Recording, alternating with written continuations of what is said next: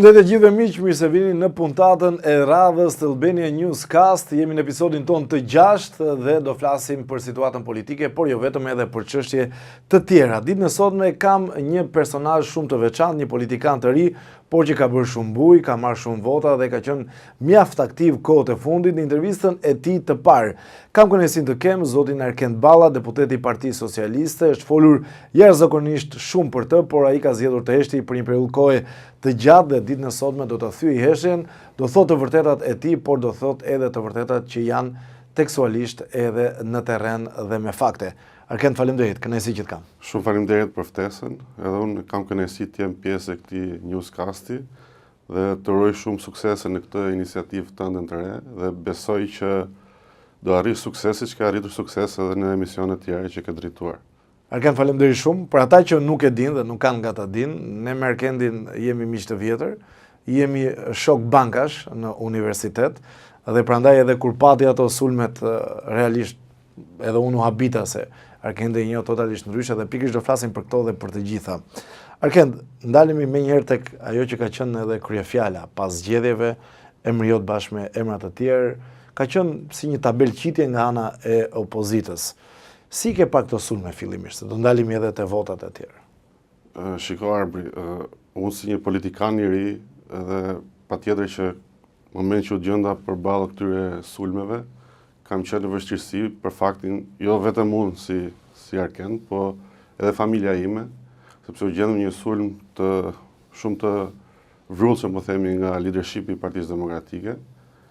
Dhe patjetër që këto ishin sulme të pavërteta, unë kam bërë realisht një fushat shumë të qetë dhe nuk kam pasur asnjë sulm gjatë gjithë kohës që kam zhvilluar fushatën time elektorale, nuk ka patur asnjë incident. Dhe pa pritur pasi u mora një rezultat që realisht ishte shumë rezultat i mirë për mua, por edhe për Partinë Socialiste, filluam menjëherë sulmet nga opozita dhe nga leadershipi i Partisë Demokratike, ku me ditë të tëra janë marrë me sulme personale ndaj emrit dhe figurës time. Arkend, si përjetoi familja, para se të futemi politikisht, si përjetuan ata?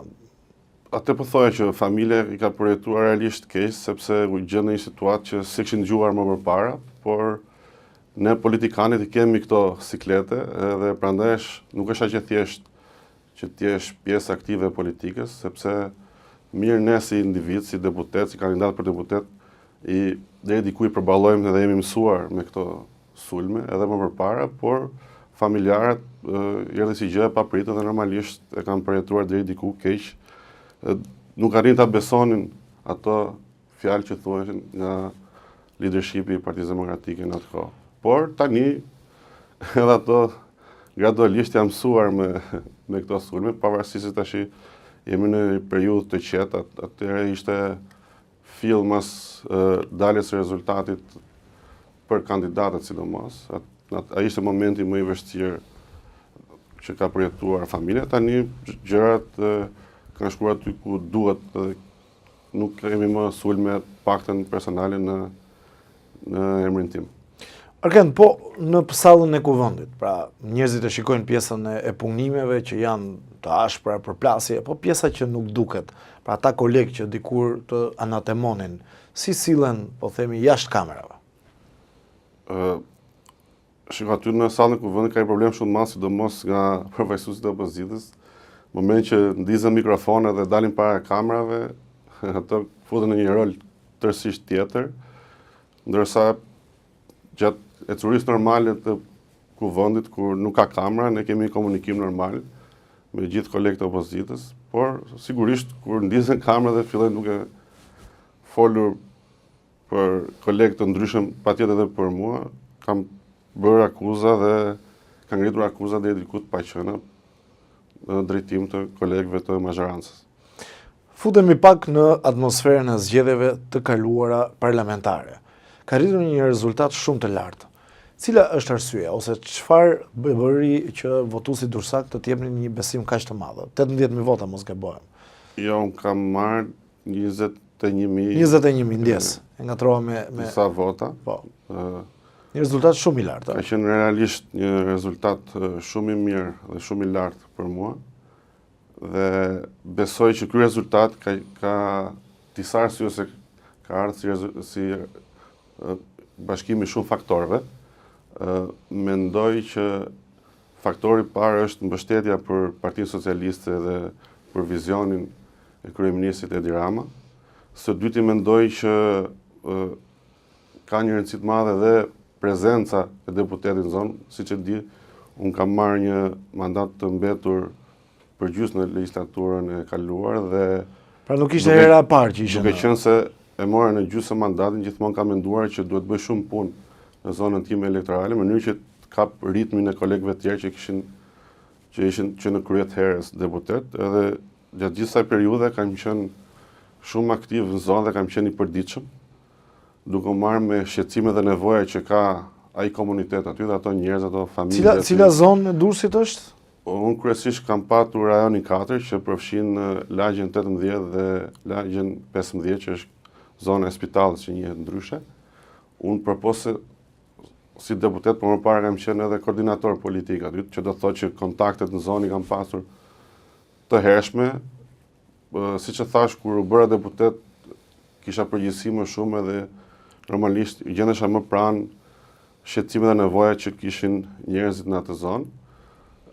E dyta që është shumë e rëndësishme është edhe imazhi që ti krijon në zonën tënde elektorale, që je një njeri i thjesht, i sinqert, shkon i takon aty në atë zonën ku ato jetojnë, i dëgjon, përpiqesh edhe merr përgjegjësi për t'i dhënë një lloj zgjidhje shqetësimeve dhe nevojave që ato kanë. Përpos këtyre dy elementeve kryesore, siç po e thoya, që se ne morëm në fakt vota brenda votave të Partisë Socialiste, pavarësisht se mund të kemi marrë dhe vota nga pjesa gri e elektoratit ose edhe nga pjesa që pra është dhe sistemi që të jep mundësi për kaq shumë vota. Po për shkak të njëjë personale që kam patur me ty, edhe të kanë votuar dhe sistemi në 2025 ishte ndryshe që të jepte mundësi gjithë kandidatëve që ishin listë hapur të kërkonin vota personale në gjithë qarkun Durrës. Edhe unë kam marrë vota jo vetëm në Durrës, po edhe në Krujë kam marrë një rezultat relativisht mirë. Ndërsa në 2021 kur kam qenë kandidat, atëherë sistemi ka qenë ndryshe. Unë kam qenë i renditur i 12, po dhe atëherë realisht duke pas parasysh renditjen që kisha në listë, që nuk pretendoja që të dilja deputet, se duhet thyej herësin. Ishte me rend. Ishte me renditje dhe duhet thyej herësin që ishte pamundur në atë kohë për thyer herësin. Mora diku te 2500 vota dhe si herë e parë që isha në këtë angazhim si kandidat për deputet, ishte një vlerësim që më bën qytetarët e Durrësit duke marrë 2500 votë.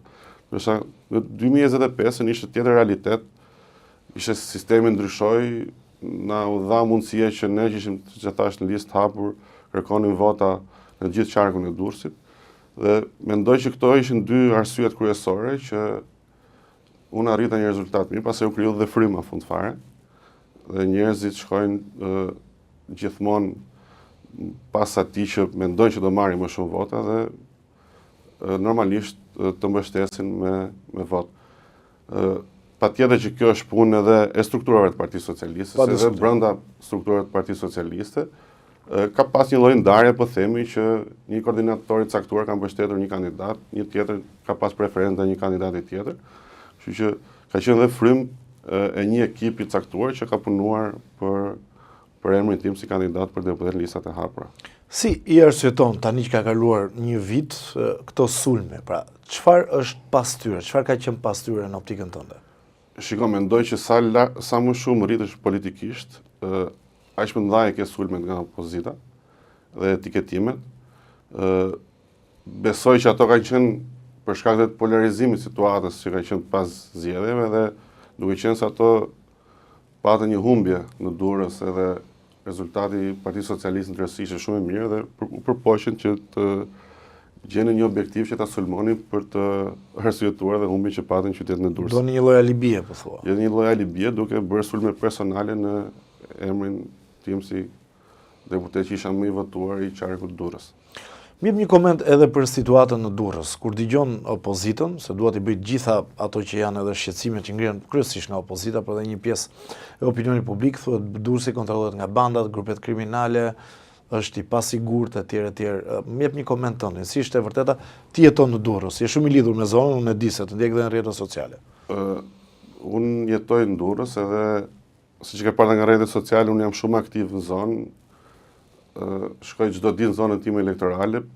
Ajo që duhet them që lidhur me pyetjen që u bëni, që në Durrës nuk ka pas asnjë ndikim të faktoreve të jashtëm siç etiketohen banda kriminale në përcaktimin e rezultatit zgjedhor, edhe gjatë fushatës elektorale që thash, nuk ka pasur asnjë incident, nuk ka pasur asnjë presion. Kjo vërtetohet nga fakti që edhe opozita nuk ka dalë asnjë deklaratë gjatë fushatës elektorale që akuzon faktor caktuar apo element caktuar në zona që bëjnë presione, shantazhe në këmbim marrjes votës etj. Kështu që situata ka qenë shumë e qetë në periudhën e zgjedhjeve. Tani patjetër që është akoma më e qetë sepse çdo gjë rrjedh ashtu siç duhet në një qytet që pret tani më të hapi dhe sezonin turistik dhe këtë vit priten që të vizitohet më shumë turistë se vitin e kaluar. Në Durrës është porta hyrëse kryesore e turizmit në Shqipëri dhe gjithë fokusi i qeverisë dhe i bashkisë, pushtetit lokal, i organeve qeverisë qendrore është zhvillimi i turizmit në qytetin e Durrësit. Ndërkohë, duhet ndalen paketet e vizita që zhvilloi zoti Rama, ndërkohë qeveria e Shqipërisë ka patur edhe një ditë më parë një takim të rëndësishëm me Bashkimin Evropian, mbledhja ndërqeveritare e radhës. U kalua ai që ishte një problem që flitem më herët se ishte pjesa e IBAR-it. Jepni komente edhe për këtë. Siç e dini, ne jemi më afër se kurrë antarësimit të Shqipërisë në Bashkimin Evropian. Kjo është një merit e kryeministit Edi Rama, e qeverisë shqiptare, e Partisë Socialiste, që Shqipëria brenda kësaj dekade do bëhet antare e Bashkimit Evropian me të drejta të plota. Dhe siç e the edhe ti që është zhvilluar konferenca ndërqeveritare ndërmjet Shqipërisë dhe Bashkimit Evropian dhe janë përmbyllur fazat hyrëse në Bashkimin Evropian. Tani jemi në një fazë shumë të rëndësishme, që është faza përfundimtare e antarësimit të Shqipërisë në Bashkimin Evropian. Kur kryeministri Edi Rama e kishte si slogan fushate në zgjedhjet e kaluara Shqipëria 2030 në Bashkimin Evropian, shumica përfaqësuesve të opozitës e atakonin që kjo është thjesht për fushatë elektorale, po sot të gjithë vëmë re që jemi më afër se kurrë.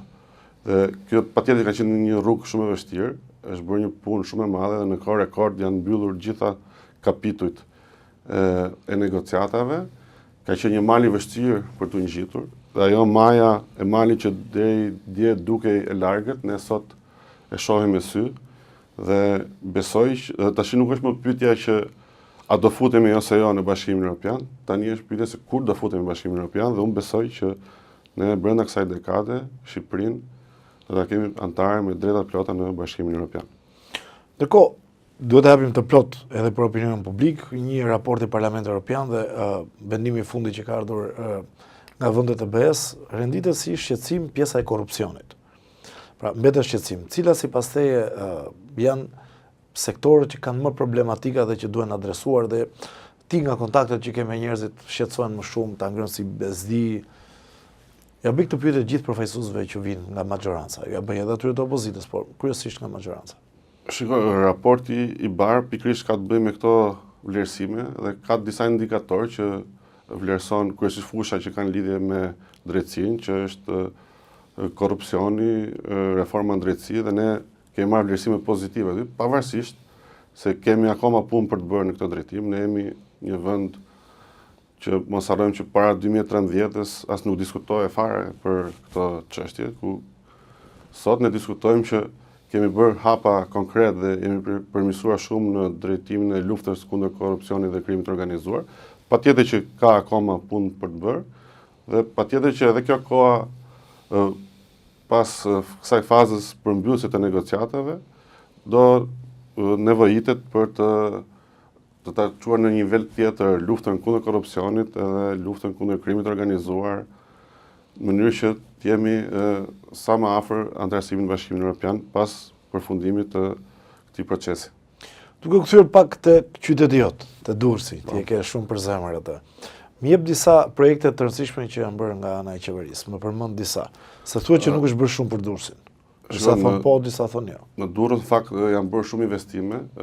Durrësi është transformuar si qytet ndër vite. Po nis nga zona ime elektorale në Spitalla, ku aty deri para disa vitesh ka qenë një vend grumbullimi i mbetjeve dhe sot është bërë projekti i ekoparkut që besoj e din gjithë qytetarët e Durrësit, sidomos zonës së Spitallës, që është bërë një ambient ku nga një ambient ku aty grumbulloheshin mbetje të ndryshme dhe u vije flaka, sot është një ambient ku shumë fëmijë të rritur kalojnë disa orë në ato ambiente ku çdo gjë është e gjelbruar, është bërë një park ku ka këndë lojrash dhe gjithë zona e Spitallës, po themi, e frekuenton në mënyrë të përditshme këtë zonë. Po ashtu në lagjen 18 kemi parkun Vala, që është investim po ashtu i qeverisë në bashkëpunim me Bashkinë Durrës, ku është një park urban modern, që gjithë zona e lagjes 18 e ka si destinacion ku kalon disa orë në atë zonë, dhe janë bërë disa pole të qytetit që jo të gjithë do drejtohen, duhet të shkojnë në qendër për të kaluar kohën e tyre të lirë, por mund të kalojnë edhe këtu në këto zonat, në këto parqet urbane që janë bërë kryesisht në zonën e Spitallës. Një tjetër investim i rëndësishëm është edhe pedonalja e plazhit që fillon nga ura e Dalani që quhet dhe përfundon deri në kufi me Kavajën e Golem. Aty është një pedonale moderne. Po ashtu përveç pedonales aty është shtuar dhe rëra dhe është gati diku 100 metra hapësirë rëra ku të japi mundësi që gjithë turistët të përveç se të pushojnë aty në plazh, të kenë dhe ambiente ku të kalojnë kohë me familjet dhe me miqtë e tyre. Po ashtu shëtitoria Taulante ka qenë një tjetër investim shumë i mirë që është në zonën e Volgës, edhe aty qeveria ka bërë një investim bashkëpunim me Bashkinë Durrës, që do thotë që Durrësi në tërësi ka pësuar shumë transformime. Vazhdojnë investime të tjera dhe kemi akoma projekte të tjera për të bërë për qytetin e Durrësit. Dhe prandaj dhe Durrësi është edhe një destinacion kryesor turistik sot në Shqipëri. Argend për të kthyer pak edhe tek reformat. A synon Partia Socialiste me Partinë Demokratike tashmë, sepse patëm atë rezolut për Bashkimin Evropian që u miratuan së bashku që të ndryshoj hartën territoriale dhe reforma zgjedhore. Kemi ende shifra konkrete apo jemi ende larg? Janë bërë disa dëgjesa publike në fakt për reformën territoriale. Një ndër dëgjesat është bërë dhe para disa ditë në qytetin e Durrësit, ku kishte pjesëmarrës edhe nga opozita, po edhe nga mazhoranca, po kishte edhe qytetarë të cilët janë të interesuar për reformën territoriale. Kjo reformë nuk dhe thjesht territoriale, po dhe reformë besojnë kompetenca. Tani jemi fazën që Komisioni i Posaçëm i reformës territoriale po merr opinionet bashkë me ekspertët, po merr opinionet nga bashki të ndryshme, nga qarqe të ndryshme. Ekspertë do hartojnë një raport përfundimtar, do të transkriptojnë gjithë çfarë thuhet aty, bashkë me mendimet e qytetarëve, do dalë një raport përfundimtar. Dhe pastaj mbi bazën e këtij raporti, ne si mazhorancë bashkë me opozitën do gjejmë një konsensus se si do zhvillohet konkretisht dhe si do jetë ndarja territoriale në Shqipëri. Por thash nuk do jetë vetëm thjesht ndarja territoriale, nëse do ketë, por do ketë edhe do shikojnë dhe kompetencat, që mund të jepet më shumë kompetenca, po themi qarqeve, prefektëve, në mënyrë që shërbimet të jenë më afër qytetarëve. Reforma e 2014 territoriale që është bërë së herë të fundit ka bërë disa gjëra të mira, po themi, ku i ka ofruar më shumë shërbimet tek qytetarët. Jo të gjithë qytetarët kanë nevojë të shkojnë në bashki, por shumicën e shërbimeve marrin tek njësia administrative.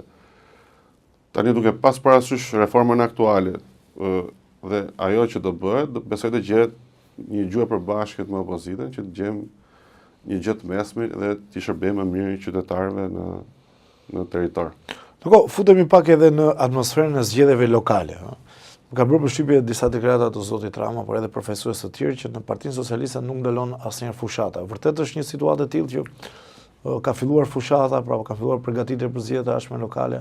Nuk ndalon asnjëherë puna atje. Ne jemi parti shumë organizuar, edhe këto rezultate në fakt nuk vijnë rastësisht.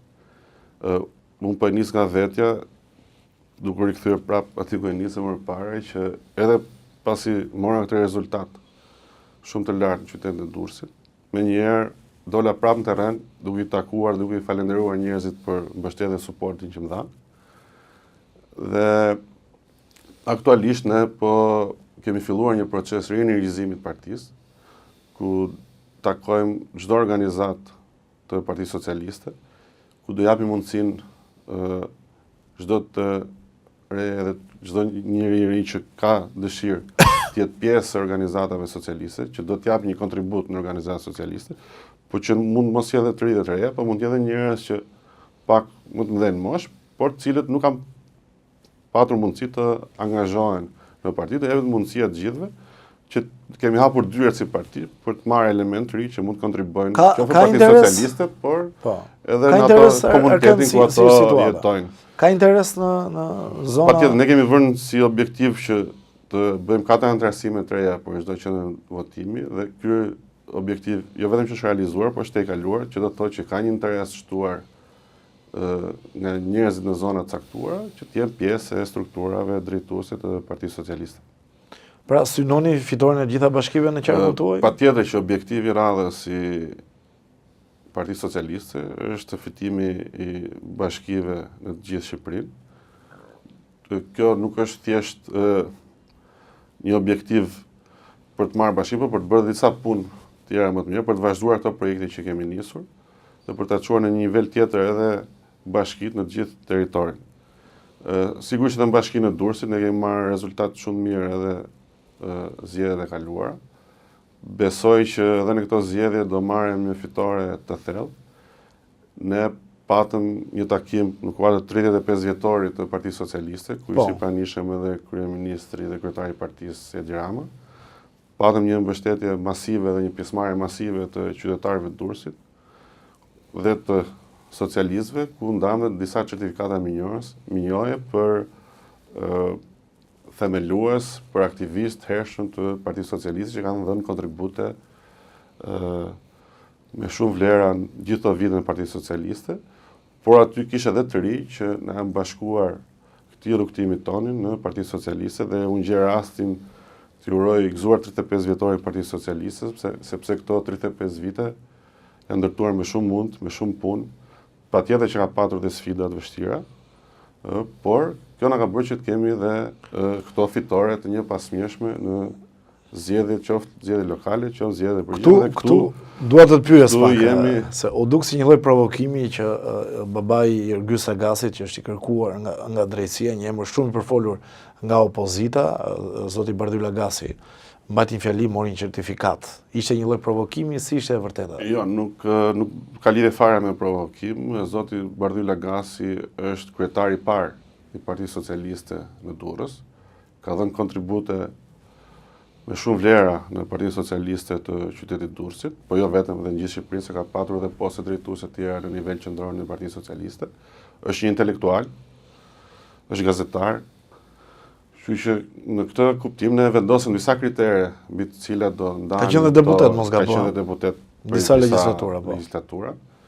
Dhe u vendosëm disa kritere mbi të cilat do ndahen këto certifikatet e minjojes, edhe patjetër që nuk mund të linim pa i dhënë një certifikat minjoje edhe zotit Bardhyl Agasi, siç thash, që ka qenë drejtuesi dhe kryetari i parë i Partisë Socialiste në Durrës. Arken, po shkojmë deri fundit të intervistës. Për ata që nuk të njohin, cila është CV-ja jote, po flas? Shkollën e kemi mbaruar bashkë universitetin, shkenca sociale, shkenca politike, po pjesa tjetër. Rrugtimi jot ka vazhduar më pas në Universitetin e Durrësit apo jo? Po, në radh parë Arkendi është qytetar i Durrësit, është familjar. Kam zgjedhur të kontribuoj në politikë dhe të shërbej qytetit tim. Unë jam bir i 2 prindërve të nderuar, i matë ka qenë ushtarak dhe drejtues i lartë në ushtrinë shqiptare, në Durrës, kryesisht në Tiranë. Dhe deri diku këtë karrierën time politike ja dedikoj edhe atij, se ai fatkeqësisht nuk jeton më. Por në zgjedhjet e vitit 2021, kur unë isha kandidat në Durrës, ka bërë një punë realisht shumë të mirë, por nuk arriti të shijonte të pjesën pasi unë nuk bëra deputet. Si që e thënë që kemi qenë bashkë në shkenca politike, jam diplomuar në vitin 2008. Në 2009 kam filluar punë në Universitetin Aleksandër Mojsiu Durrës si specialist. Dhe kam një karrierë gjatë aty prej 15 vitesh gati, nga specialist përgjegjës sektorit deri në drejtor drejtorie. Kjo patjetër që më ka ndihmuar edhe të kem krijoj shumë kontakte me shumë të reja që ishin student në Universitetin e Durrësit, po edhe me njerëz të tjerë që ndërlidheshin me profesorë, me akademik të tjerë dhe me qytetarë që ndërlidheshin me punët e universitetit. Pastaj vendosa që të merra një angazhim dhe një përgjegjësi tjetër në politikë, pavarësisht se unë që në fushatën e parë elektorale, mos gaboj, kemi bërë në 2005, fatkeqësisht në atëherë si parti humbëm, ka qenë një sistem tjetër. Ndryshua. Ishte majoritari i pastër. 8 deputet, domethënë kemi dalë 8-0 për Partinë Demokratike. Pa që në atë kohë qenë një angazhuar. Që në atë kohë qenë një angazhuar, pavarësisht gënjimit që ishte era parë që u angazhova në një fushatë elektorale duke mbështetur një kandidat në atë kohë. Pavarësisht zhgënjimit që pata që nuk fituam, unë nuk ndalova këtu, po vazhdova që për asaj kohe të kontribuoj në Partinë Socialiste deri në vitin 2021 që mora përgjegjësinë që të jem edhe kandidat për deputet. Dhe më pas në 2023 mora një mandat lënë në mes nga një koleg tjetër i Partisë Socialiste dhe u bëra deputet i Kuvendit të Shqipërisë. Për ta mbyllur, mesazhi që ti jep të gjithë atyre që ta anatemojnë, të sulmojnë, madje edhe pa të njohur. Kam qenë disa panele televizive, disa kolegë gazetarë, ndoshta edhe nuk të njohin, edhe ata kanë qenë pjesë e këtyre kritikave. Por gjithsesi, më jep një mesazh ose cila është ajo gjë që ti do të thuash atyre që na temojnë për rezultatin. Unë kam shumë miq demokrat, kemi fshinjë, kemi zonë, kemi lagje, shkojmë shumë mirë, pavarësisht se kemi qëndrime të ndryshme për çështje të njëjta politike. Dhe unë mesazh në fakt nuk duhet të jap demokratëve, duhet të jap leadershipit të Partisë Demokratike. Edhe unë kam pavarësisht gjithë akuzave që janë bërë në atë kohë, unë nuk zgjodha të përgjigjem me deklarata, unë zgjodha të përgjigjem me punë, me përkushtim sepse besoj te fjala e dhënë, besoj te puna dhe besoj që politika është një instrument që të jesh më afër njerëzve. Dhe përpara se sa të merren me të bëjnë etiketime politike dhe thjesht akuza, duhet që të dalin në atë zonën time elektorale, në qytetin e Durrësit dhe të pyesin kush është Arkedi dhe çfarë përfaqëson. Unë dhe në këto takime që kemi filluar tani më për rienergizimin, kur kam pas takime me vërtet shumë mira dhe masive, po themi, kam pas shumë pjesëmarrje. Dhe këto janë gjithat pasqyruar edhe në rrjetet e mia sociale. Edhe ka pas njerëz thjesht që janë çuar duke folur, më kanë thënë që po pse nuk flet atje në parlament që ta akuzosh Berishën. Pse nuk i përgjigjesh leadershipin e PS-s? Dhe sepse ne këtu s'na ka sjell, nuk na ka sjell banda, s'na ka sjell asnjë kriminal. Ne jemi antarë të Partisë Socialiste dhe kemi dëshirë që të kontribuojmë për Partinë Socialiste, po edhe për mua si deputet i zonës. Dhe përgjigjja më e mirë për gjithë këto akuza janë pikërisht këto deklarata që bëjnë qytetarët dhe përgjigjja më e mirë për këto janë vota që japin qytetarët, që këtë gjë unë e tregova në zgjedhjet e vitit kaluar dhe besoj që edhe në zgjedhjet e tjera do kem një fitore shumë të madhe si Parti Socialiste, po dhe unë si individ. Mirë, në fund të kësaj interviste, Arken, faleminderit. Shumë faleminderit për ftesën, ishte kënaqësi edhe për mua.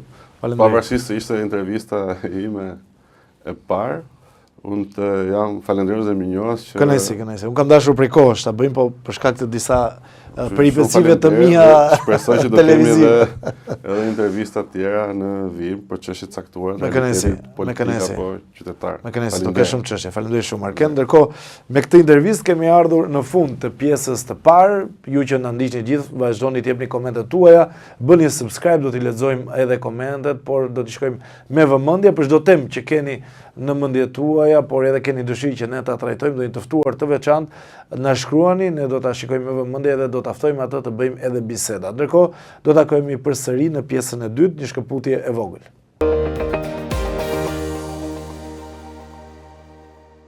U rikthyer përsëri në këtë transmetim, jemi me ju në Albania Newscast, gjithmonë ju mbithirë na bëni subscribe në rrjetet tona sociale, por edhe në kanalin tonë në YouTube, jepni komentet tuaja, jepni edhe përshtypje, do t'i shikojmë me shumë vëmendje dhe për ato tema që do të jepni sugjerime, padyshim që do t'i reflektojmë me të ftuarit. Do ndalemi tek një zhvillim i rëndësishëm që ka ndodhur gjatë javës së kaluar. Zoti Berisha është rikonfirmuar, asnjë surprizë deri këtu, në krye të Partisë Demokratike, ka qenë kandidati i vetëm nga kjo forcë politike për të drejtuar edhe partinë që me sa duket do ta drejtojë dhe për shumë kohë. Ka deklaruar në fakt një ditë më parë zoti Berisha që do të jem në krye të PD-s deri në moshën 93 vjeç. Një deklaratë shumë e fortë. Do ndalemi tek zhvillimet brenda PD-s, por jo vetëm, edhe të gjithë opozita. Kam kënaqësinë të kem të ftuar në këtë pjesë Alesia Balliun, e cila është nga zërat e fortë kritike, duhet theksuar, me opozitën, dhe do ndalemi edhe ditën e sotme te qëndrimi i saj, por do shkojmë pak më thellë, ta njohim dhe pak më mirë Alesien. Unë e njoh, por ta njohim pak më shumë edhe publiku. Alesia, faleminderit. Nëse që të kam në një platformë tjetër vizive bashk, mediatike. Çfarë motivon Alesia Balliun në këtë betejë të fortë politike që duket sikur e ka vetëm me zotin Berisha? Tani kjo shkon për te betejës personale të Alesia Balliut me Sali Berishën. Unë këtë betejë e bëj për shqiptarët, e bëj për demokracinë në Shqipëri, por mbi të gjitha e bëj për parimet në të cilat unë besoj. Dhe pa diskutim, kur vendosa të angazhohem në politikë, vendosa të angazhohem për të shërbyer dhe për të shërbyer popullit. Kështu që në këto momente unë jam në një mision dhe jam duke bërë një shërbim për demokracinë e vendit, një shërbim për shqiptarët, por mbi të gjitha jam duke luftuar për një kaos të drejtë, sepse fatkeqësisht sot garantuesi më i madh i pushtetit e Tiranës e ka emrin Sali Berisha. Alesia, ti besoj i shikon komentet, sulmet, rrjetet sociale, kritikat e tjerë. Si ndihesh kur shikon kaq shumë sulme, kaq shumë kritika ndaj një pjesë të demokratëve që dikur i ke mbrojtur? Ato nuk janë sulme ndaj Alesia Balliut, ato janë sulme të paguara dhe të dirigjuara nga djali i doktor Berishës, i cili aktualisht drejton Partinë Demokratike, është kryetari hije i Partisë Demokratike. Dhe këto shqetësime unë pa diskutim që i kam shprehur dhe i kam thënë me zë të lartë, dhe kur thuat vërtetën, pa diskutim që do kesh sulme. Pra i ke nga Shkëzën Berisha, po thua? Nuk është se janë të papritura, pa diskutim, dhe janë sulme të paguara. Po përse do sulmonte Shkëzën Berisha Alesia Balliun? Çfarë i prish Alesia? Alesia i prish punë sepse Alesia po thot vërtetën me zë të lartë, po tregon atë çka realisht po ndodh në PD, po tregon kush e komandon Partinë Demokratike, kush është kryetari i hije, kush bën pazaren kurriz demokratëve, kush po pasurohet duke ndetur 13 vite arbër në opozitë dhe si demokratët po varfërohen. Dhe pa diskutim thuaj të vërtetën dhe bëhesh e urryshme pastaj nga pjesa tjetër e kundërshtarëve tu. Në moment që unë them të vërtetën dhe bëj betejën për të vërtetën, është e pritshme që unë do kem sulme nga një makineri pushteti e theksoj që pasurohet 13 vite në opozitë. Ndërkohë demokratët varfërohen, ndërkohë PD-ja nuk ka asnjë shans që të vinë pushtet, ndërkohë që PD-ja lufton me drejtësinë. Do ndalim tek këto elemente. Megjithatë, Alesia, ka prova për këto, se duhet të jem korrekt edhe me palën tjetër. Ata nuk i kemi këtu, por përpiqem unë që të jem në palën mbrojtëse. Ka prova që është pasuruar zoti Shkëzën Berisha? Nuk e kam parë aktivat, ai duket i tërhequr të paktën mediatikisht. Tani aktiv ka qenë se për sa kohë është në çdo protestë Partisë Demokratike, për sa kohë është në çdo votim Partisë Demokratike, për sa kohë është në çdo pazar të Partisë Demokratike, për sa kohë dalin fatura që oligarkë që janë miq të Ramës paguajnë sponsorizime reklamash, dhe syri televizion do të thotë që lidhjet e zotit Shkëlzën Berisha me pushtetin janë më të forta se sa lufta që ai ka me të. Do doja që ta evitonim mediat e tjera, duhet jem korrekt me kolegët. Me që doje fakte, atëherë mos kërko fakte kur do t'jesh korrekt në profesionin e gazetarisë. Ti e di që unë gazetar, pavarësisht bindjeve që kam, i respektoj të gjithë. Unë gazetarët i respektoj më shumë se të gjithë dhe kam një respekt për të gjithë, unë sulmova pronarin, jo gazetarët, që t'jemi të qartë. Ndërkohë, për të vijuar pak edhe tek zgjedhjet, besoj ti i ndoqe, para se kalojë te zgjedhjet, më jep edhe një koment tjetër. Një kritikë e fortë që bëhet me Alesian është që është opozitë e opozitës. Ka dashur ndonjëherë ose ka patur oferta që të vëjë te Partia Socialiste Alesia, do të shkojë te Partia Socialiste një ta serojmë një herë mirë këtë punë. Punon për PS-n Alesia. Alesia Balliu është demokrate, Alesja Balliu është e pakorruptuar, Alesja Balliu nuk ka probleme me drejtësinë, nuk ka probleme me ndërkombëtarët, është qytetare e lirë dhe si qytetare e lirë beson te kauzat e ndershme dhe për ato lufton. As janë pasuruar në kurriz politikës dhe as kanë përfituar ndonjë gjë politik, për mos se ka marrë sulme, mashtrime dhe gënjeshtra të servirura nga klani Sali Berishës, si ato që Alesja Balliu punon në shtet, kur Alesja Balliu në jetën e vet nuk ka punuar një ditë vetëm në administratë shtetërore. Ka 6 vite që punon avokate, ka botuar 2 libra, një në Shqipëri, një në Amerikë, ka botuar shkrime shkencore në lidhje me jurisprudencën në shtetet e Bashkimit Evropian dhe në Angli, dhe gjithë puna ime është dedikuar pa diskutim të jurisprudenca, të librit dhe të kontributi për një pasion të veçantë që kam për politikën. Fjalët pastaj, trillimet, pa fakte, të klanit Berisha, mua nuk më bëjnë më përshtypje, përkundrazi, në këtë fazë më bëjnë qesh.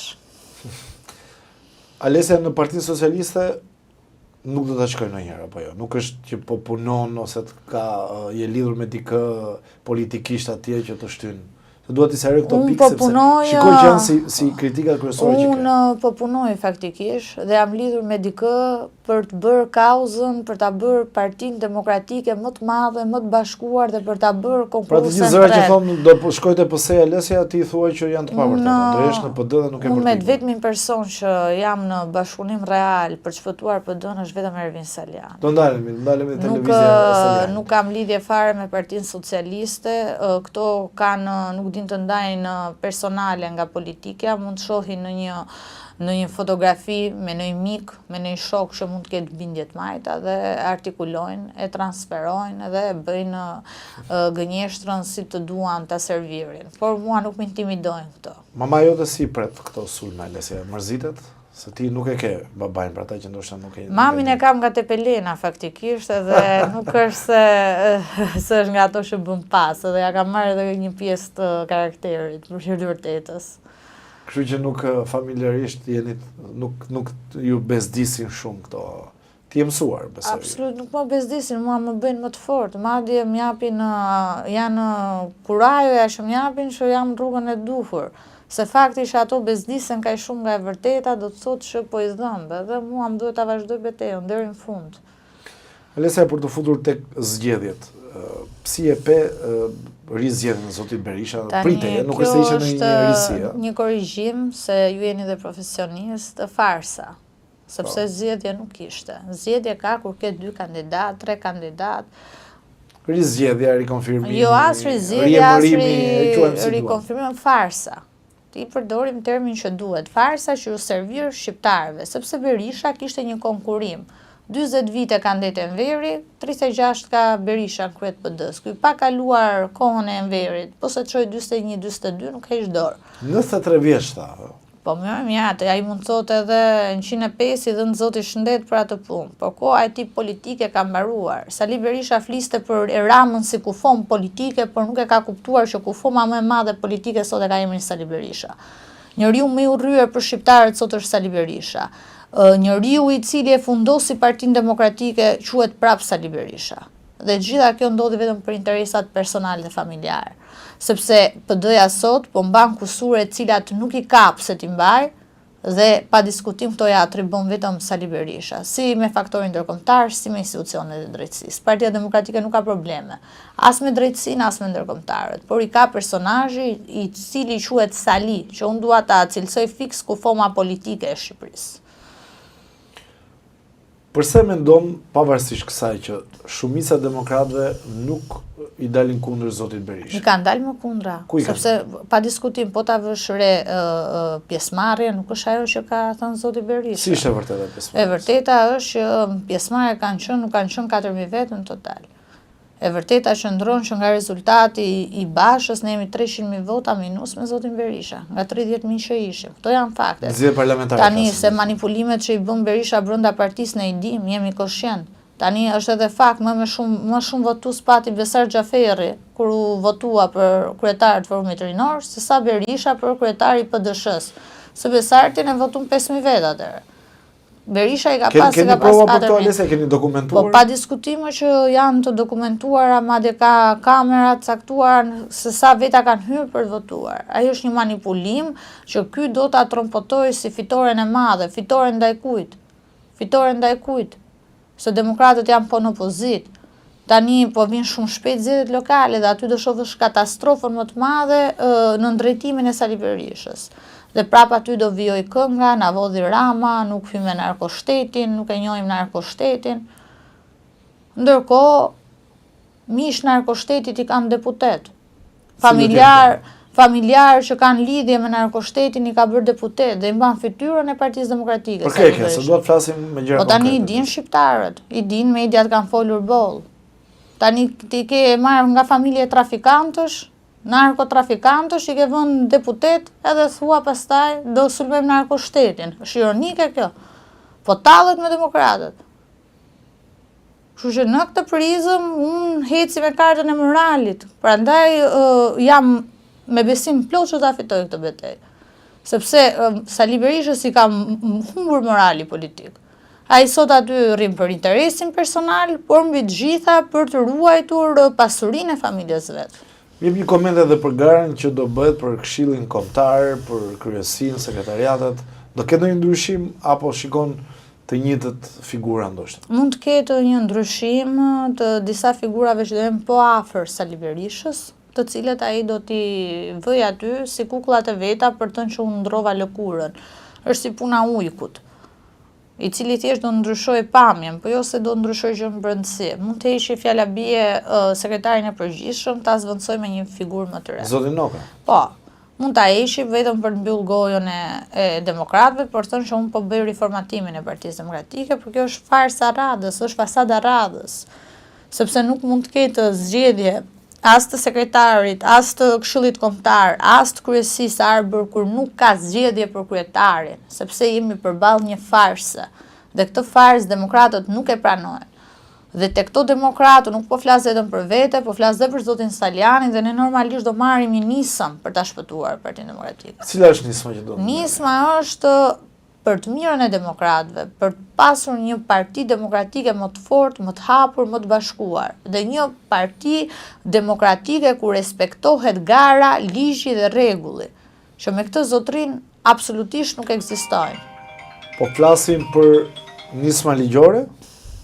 Nuk ka të bëj vetëm me nismë ligjore, është përtej nismës ligjore, ka të bëj me frymën që përcjellim ne si alternativë te demokratët, sepse nismën ligjore ne provuam me Lulzim Bashën dhe nuk patëm rezultat, sepse partia është frymë, janë njerëz, janë individ, janë vota, nuk është kush ta jep ty vulën si gjykat.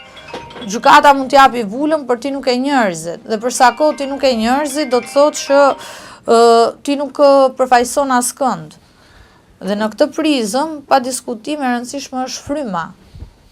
Dhe gjithë personat cilët besojnë tek ideali, gjithë personat që e duan këtë parti, gjithë personat që duan që kjo parti të ecë përpara. Alesja, më the pak më herë që po bashkëpunoj me Ervin Salianin, i cili edhe i donte dhe synonte postën e kryetarit, nuk e lejuan, e përjashtuan me atë që quhet Pa diskutim që po, sepse unë kam Ka njerëz të tjerë në grupin tuaj, në lëvizjen tuaj? Unë nuk e bëj për post personal, unë e kisha specifikuar edhe në fillim. Unë e bëj për kauzën në cilën besoj, për parimet në cilat besoj. Nuk jam dakord me padrejtësinë e madhe që u bë zotit Saliani, pasi bëri burgun për Partinë Demokratike, ka fituar çdo garë ku ka qenë pjesë në Partinë Demokratike, dhe pa diskutim linçimi edhe shpifja në mungesë të argumentit janë të dëmshme për vetë partinë, por edhe për atë çka kjo parti apo kjo forcë politike paraqet tek populli, sepse kjo jep një mesazh qartë që zërin kundra e linçon, zërin kundra e fyen dhe zërin kundra i vën etiketime të pahishme dhe pa prova dhe fakte. Ka njerëz të tjerë në grupin tuaj, në lëvizjen tuaj? Si pa është? diskutim më të votuarit e të gjithë qarqeve kanë suportuar zotin Saliani. Ju keni parë, për shumë flas për Elbasanin, se aty kanë bërë dhe fushat, zoti Qani Xhafa, i cili ishte kandidat për deputet më i votuar në qarkun e Elbasanit në listë të hapur, doli pro lëvizje zoti Saliani dhe ka qenë pjesëmarrës në aktivitetet e tij. Po të marrim Hysén Kadiun pastaj në Tiranë, që ishte prapë me i votuar i primarit, ka shumë pjesë në çdo aktivitet të zotit Saliani, po si këto shumë e shumë figura të tjera në Durrës, në Shkodër, Arbeni në kryetari i PD-s së Shkodër, është një grupim shumë i mirë demokratësh dhe pa diskutim që duan të mirën e kësaj partie. Dhe neve po besojmë te kjo kauzë, nuk është çështja kush bëhet kryetar. Kryetar mund bëhet kushdo i cili duan demokratët përveç Sali Berishës jo. Sepse Sali Berisha bëri një statut cilin e votuan antarët e PD-s dhe i cili nuk u respektua nga ky vetë që e votoi dhe e propozoi vetë. Kështu që duke parë shembullin siç po drejton Sali Berisha PD-n sot, nuk duhet të drejtohet Shqipëria nesër. Dhe ky është slogani më i qartë që e din demokratët, e din shqiptarët, dhe ne po luftojmë që siç po drejtohet PD-ja, mos drejtohet Shqipëria, se PD-ja ka ardhur koha për një drejtim të ri, ka ardhur koha për riformatim, ka ardhur koha për bashkim, ka ardhur koha të jemi pro drejtësisë, pro faktorit ndërkombëtar dhe të jemi të besueshëm për qytetarët në mënyrë që ne t'i mobilizojmë, që të arrijmë të jemi alternativë kundërshtuese ndaj qeverisë dhe më mbrapa të jemi fituese. Nuk mund të fitojmë në këtë gjendje që jemi. Kushdo i cili bën propagandë boshe nëpër studio televizive dhe thotë që me këtë ekip që ka Saliu dhe me Saliun kryen e fitojmë, po gënjen veten. Po deputet janë simpatizantë të lëvizjes Saliani, ndoshta e publikisht, po flas jashtë kamerës. Ka një pjesë shumë të mirë, e cila duan që Partia Demokratike të ketë ndryshim, që pa diskutim duan dhe janë pro lëvizjes Saliani, ndoshta mund mos jenë për Salianin kryetar, por që nuk janë as për Berishën kryetar. Pra ka një grup thua që... Ka një grup i cili do garën, se zoti Saliani në fund edhe unë pretendonim garën. Gara do vendoste pastaj. Në bazë të votave të shumicës, kush do ta drejtonte, se pa diskutim, përveç me dhe zotit Saliani mund të ketë edhe individ tjerë demokrat që brenda grupit parlamentar duan të garojnë. Dhe ne unë kam për t'ju hequr drejtën askujt për të garuar, për mua të gjithë duhet të garojnë dhe të fitojë personi i cili duan demokratët, që ta udhëheqë dhe të bashkohen drejt kauzës mbrapa. Elisa, po hapat që do ndërmerrni në ditët në muajt në vijim, duke sikur çështja për zgjedhjen e kryetarit tashmë u mbyll në Partinë Demokratike, por ju nuk do dorëzoheni, me sa po kuptoj. Unë me sa kuptoj dhe me sa e lexoj politikën, di vetëm që është etapa e fundit e familjes Berisha në krye të Partisë Demokratike dhe me farsën e bërë, thjesht konfirmoi fundin e tij politik, i cili do jetë një fund politik jo i mirë dhe pa diskutim do mbjelli mlef tek demokratët, sepse humbje mbas humbje, maska e hipokrizisë tashmë i ka rënë, edhe pa diskutim që hapat që unë do ndërmarr do jenë takimi me demokratët, do jetë pa diskutim takimi me ndërkombëtarët, do jenë vizita që do bëj në Bashkimin Evropian, po dhe në Shtetet Bashkuara të Amerikës, me figura dhe personalitete. Edhe një tur ndërkombëtar. Po patjetër. I ke shkruar letër, mos gaboj. Letër po, dhe kam edhe komunikim me figura të politikës djathtë ndërkombëtare dhe shpejt do kem takime përkatëse si më bëj edhe në SBA dhe pa diskutim që do t'i bashkohem lëvizjes së demokratëve për një PD më të mirë. Dhe pa diskutim do jemi në qashmit e mi, cilët duan garën dhe kanë guxim të artikulojnë vërtetën me zë dhe me figurë, siç është edhe figura e zotit Salianit, cilin unë e vlerësoj. Ke patur në këtë periudhë kohë ndonjë mesazh, ndonjë reagim nga demokratët ose njerëz pranë zotit Berisha që lere me kaq, mos e vazhdo? Po, kam pasur pafund faktikisht dhe nga njerëz shumë të afërt që... Çfarë të kanë thënë? Po, faktikisht më kanë thënë që ta stopoj, madje në një moment dikush shumë afër doktorit më ka thënë edhe që Alesia bëj një status dhe thuj vetëm Sali Berisha bën këtë punë. E thash. Në këmbim të?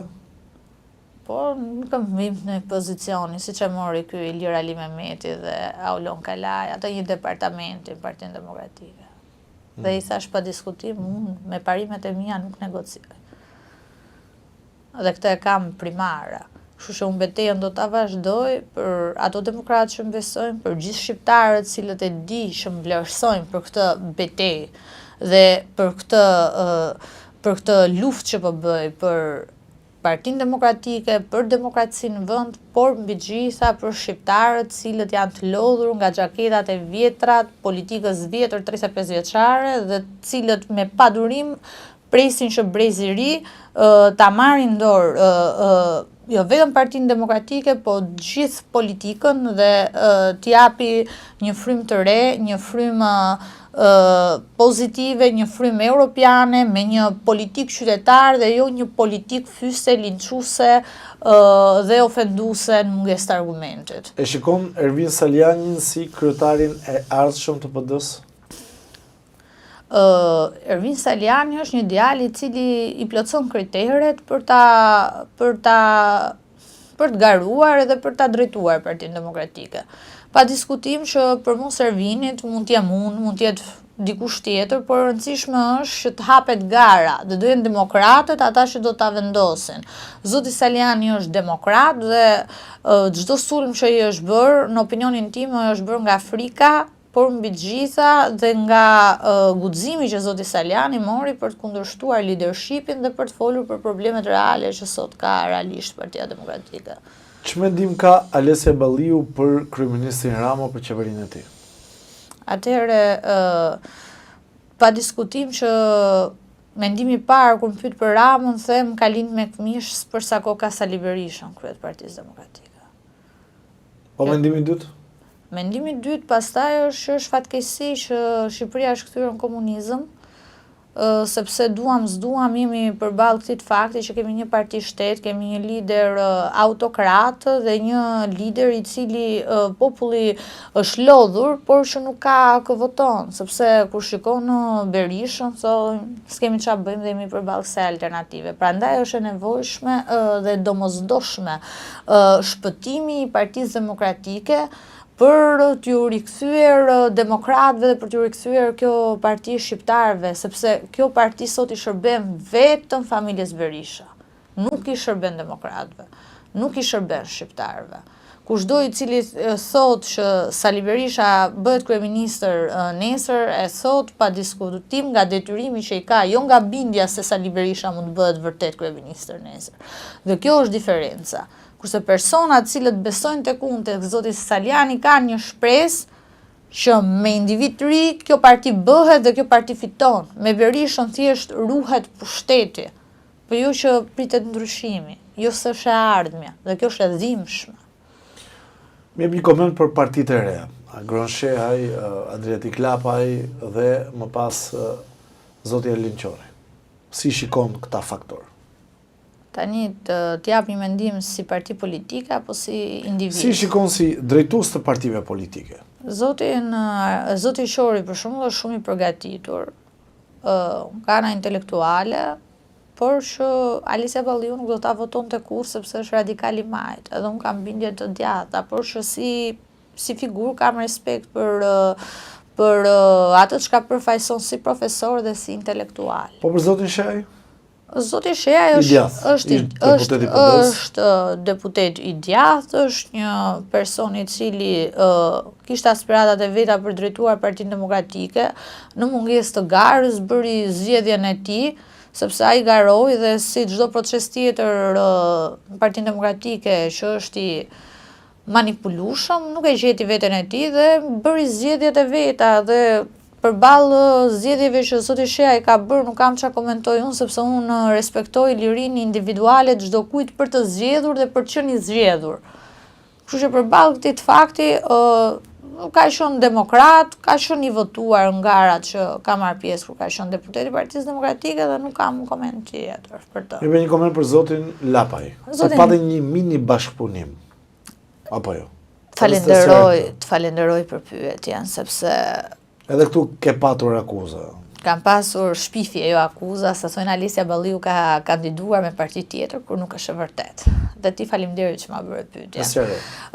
Ka qenë momenti që zotin Sula dhe mua, Sali Berisha, dhe pse ishim më të votuarit, unë isha tek 3 gratë më të votuar në qarkun e Elbasanit, zoti Sula ishte më i votuar i gjithë qarkut, tha ju nuk do jeni se nuk dua unë, dhe unë nuk respektoj garën, nuk respektoj rregullat, nuk respektoj primaret, dhe na hoqi. Dhe unë dhe zoti Sula donim që të hynim